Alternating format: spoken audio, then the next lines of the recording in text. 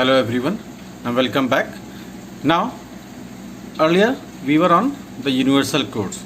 So basically the universal codes means the Unicodes, and there are around 536 Unicodes available in universal codes, and it consumes 2 bytes in memory. Now just move further.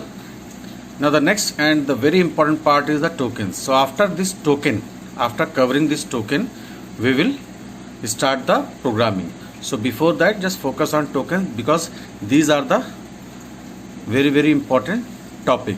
Now, so what are tokens? Basically the tokens are the smallest individual unit in any programming language. All characters in a Java programs are grouped into symbols called tokens.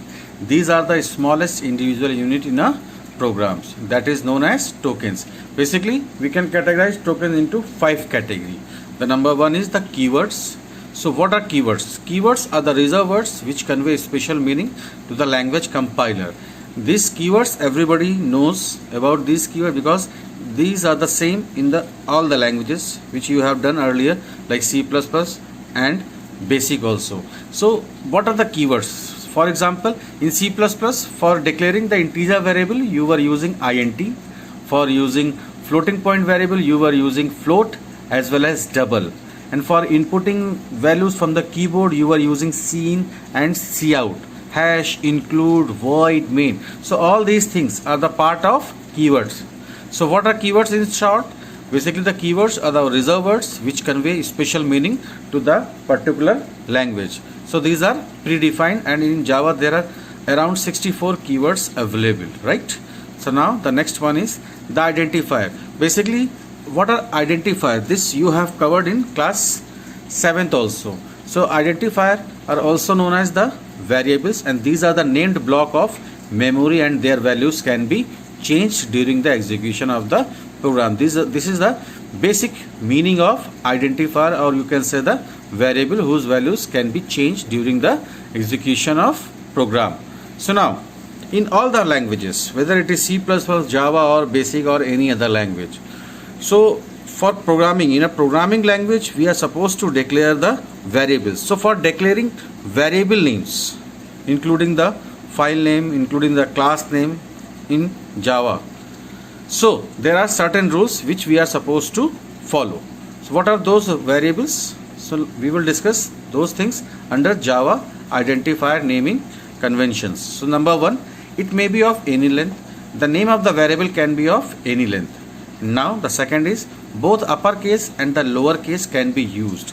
So as you know, Java is a case sensitive programming language. That means the uppercase and the lowercase characters or alphabets both are treated differently.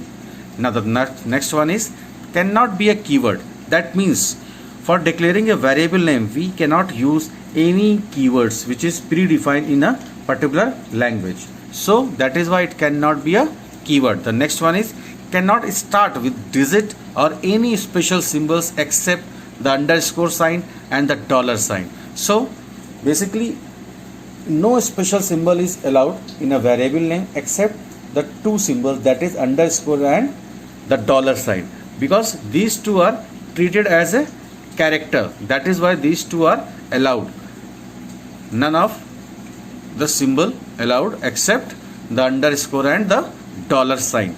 Now the last one is an identifier.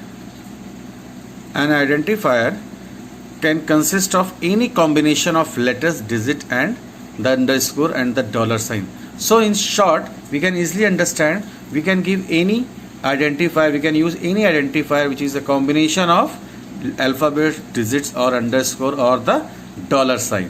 So whenever you are declaring a variable in your program, always we need to keep these 5 points in our mind while declaring a variable. Now just move to the further things, that is literal.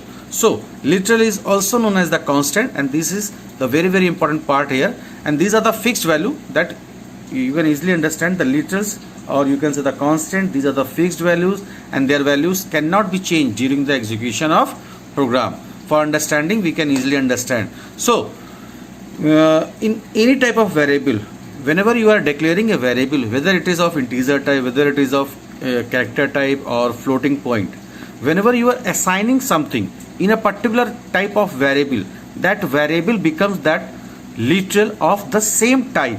If you are declaring a variable of integer type like int a, and you are assigning something like a equals to 25, so this 25 is a constant value and this a is a integer type. Why integer type? Because this 25 is having only the whole part, that is without fractional. So this 25 is a literal part, so this a, int a, that is a, becomes your integer literal, in which we can store only the whole number, not the fractional. So if you are storing a fractional values, so that variable would be floating point literal. So like this. Now just move to the next part under token, that is operator. So what are the operators? So this operator we will continue in the next video. Thank you everyone.